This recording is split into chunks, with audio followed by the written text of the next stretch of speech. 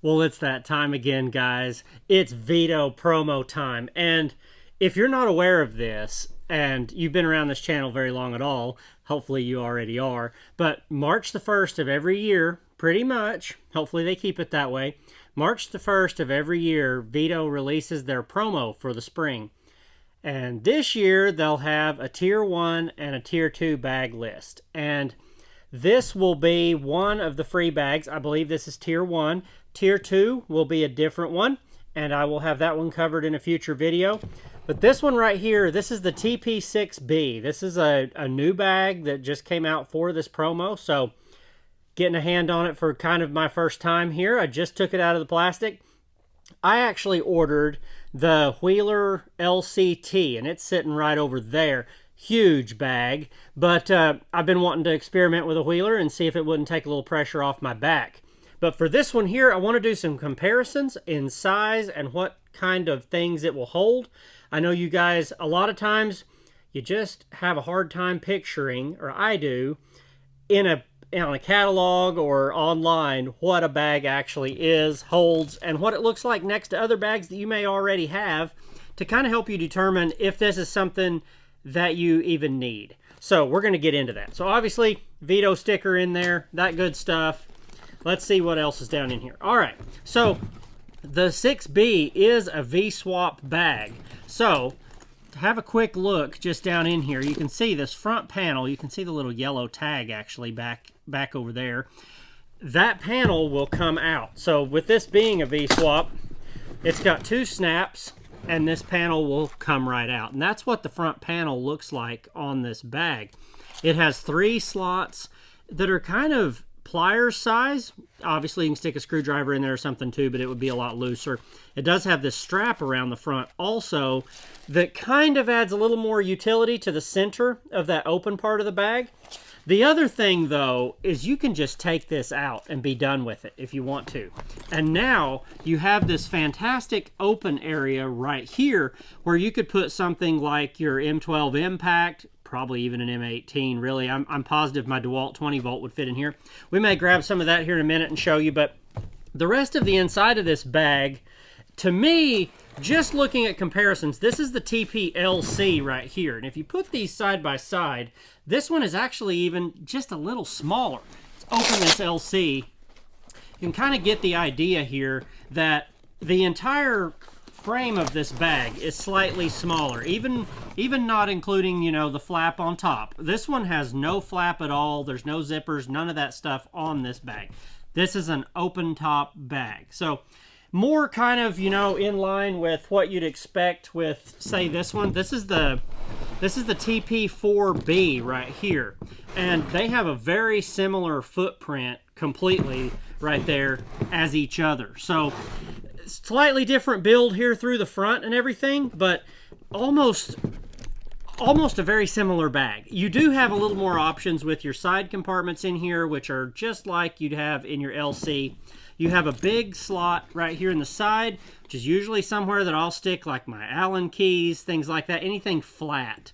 Then the front has its normal, you're not going to be able to see down in here, but if you look right in there a little bit, you'll see there are a whole line of bit holders. So they're basically the size of 1/4-inch bits. So you could put 1, 2, 3, 4, 5, looks like 5 loops right there across the front inside here.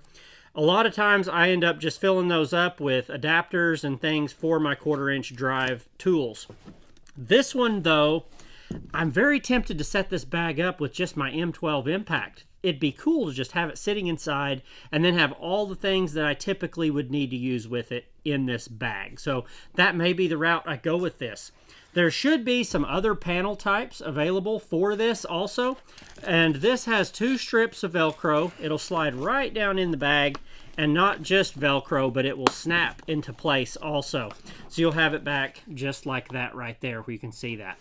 The back of this has a tablet space right here. And if we wanted to get into size-wise on that, I mean, 6 inches by, oh, probably boy, they build these where you can pull it up a little bit, maybe 6 by 7, but if you needed to, you could hunch this up a little bit and get probably up to about a 9-inch tablet of some type here in the back, or anything flat that you need to carry. If you need to carry a code book, an electrical reference book, any of that kind of stuff, they fit nicely right here in the back. The thing for me on these, the LC and everything, I usually stick my invoicing pad right there. I have a few customers still that like a paper invoice and not email, so I end up keeping a receipt book right there in the back where I can just write a receipt right off my bag. Something about getting paid on site before you leave decreases the amount of callbacks you have to do in order to collect that payment. So it's kind of nice to go ahead and invoice before you leave. The sides of this bag, let's go ahead and just pop this right out of the way. The sides of this bag have some nice kind of squared off compartments right here. This one's almost a squared off compartment, and then a big slot here. This is big enough where you could put something like the Wera tool check. If you wanted to put a tool check right here on the side, you absolutely could. And then of course a couple little slots here that I usually end up sticking things like pins, little flashlights, thermostat drivers right here on the side. Just you can kind of see how I normally load out a bag right there. I have a lot of Veto loadouts here on the page, and I'll be showing a loadout of this one after it's been worked into the truck for a little bit, and I have a cohesive loadout to show you guys. I don't like just putting something together. I like it to be a loadout that I've been using for a little while, because it kind of takes on a life of its own in about a month, I think. That's kind of my normal thing. In a month, you'll have a good idea what tools have ended up not being used or been swapped out. Bags evolve over time. There's a reason I have like 16 Veto bags probably at least. I need a bigger one for that task because I keep overstuffing the bag, so I'll move it up, and then that bag I move from can move into another slot. But this, to me, is a neat idea. I like the extra room and extra spots that you get in it compared to the TP style bags. It's a nice design I shouldn't say compared to the TP, because this is a TP6B, but compared to these type that have no sides on them, this is really nice. It also keeps things a little more contained, because if you're like me, you have a vehicle with maybe nicer seats now, you don't want to be hanging things off the side of your bag. I've gotten to where I put less and less on the outside edges of my bags because I don't want to be poking it into things, and I like them to be contained. So I really like, one of my main go-to bags right here is the blackout. So let's go ahead and see what this bag looks like, the 6B compared to the blackout right here. And this one, I think that's all it is. This is the XD? TP XD blackout, yes. So that's what the two of those look like side by side right together. So not really any comparison at all. The XD is quite a bit bigger than this little 6B. It's just, this is maybe closer to what a 5B would be like with a few additions done to it. It does have the nice hard bottom on it, so if you sit this down in water or something like that while you're working on maintenance, you don't end up with moisture wicking up inside your bag, rusting everything out, all that good stuff. We don't always work in the cleanest environments every day, but if you're like me, you really like these blackout bags too. I love the blacked out look on most of this stuff. This one here, let's stick a couple of tools over here and you can kind of get a comparison.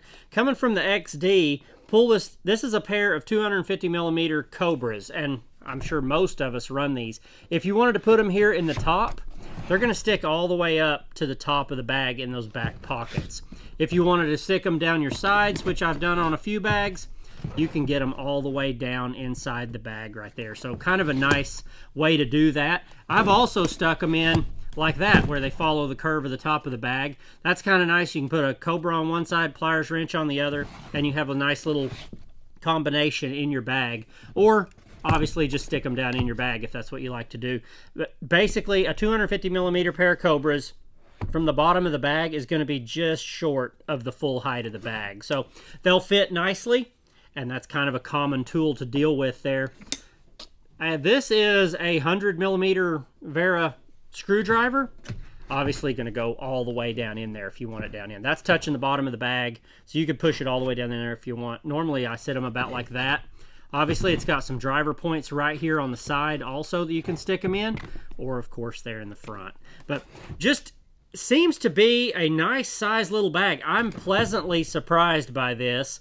And really, with as many of these little bags as I have and the TP bags I have, I wasn't sure where this would fit in. But to me, I think if I eliminate this front panel and make it an impact bag, it could be really, really nice for that. Okay, yeah, my Surge is completely thrashed, and I completely blew the chuck up on it, I believe, last week sometime. Got a brand new one out for delivery today, so yes, I will have another brand new tool here we can all look at.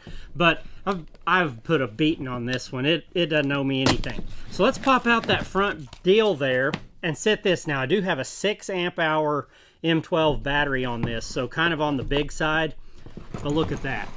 Sits down in there absolutely perfect. So if you wanted to use this, like I probably will, that is a fantastic setup in my opinion. I can get all my spade bits in here, all kinds of little things. I probably even have room left right here to get some hole saws stacked in here, some things like that.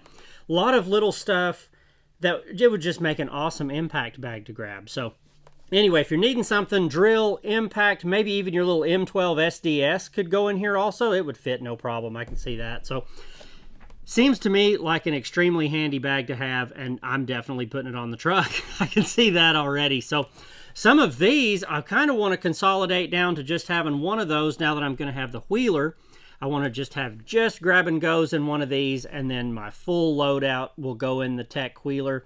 And we'll have a loadout of that. We'll have a bag tour on that also coming up.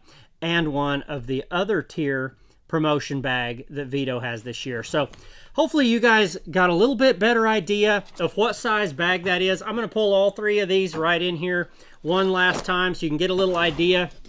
Smallest to largest, kind of, sort of.